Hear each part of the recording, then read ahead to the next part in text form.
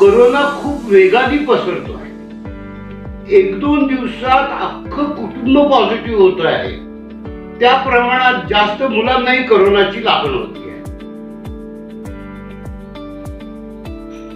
मुलांमध्ये कोरोना कसा ओळखायचा?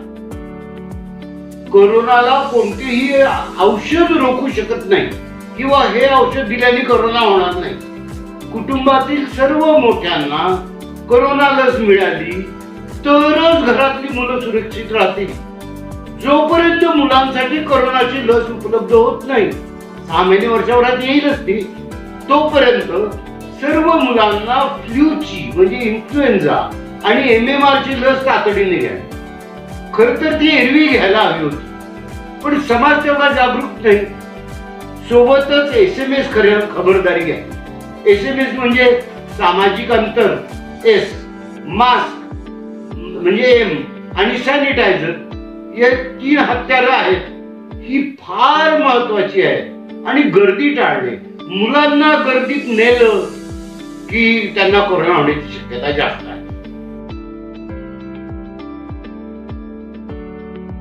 डॉक्टर देखील तापाचं हे निदान करू शकत नाही। म्हणजे मला ताप आला तर तो कोरोनाचा आहे की नाही माझं मला समजणार नाही, पण जर कुटुंबातील सदस्य पॉझिटिव्ह असेल तर शंका घ्यायला हरकत नाही की हा ताप कोरोनाचाच आहे।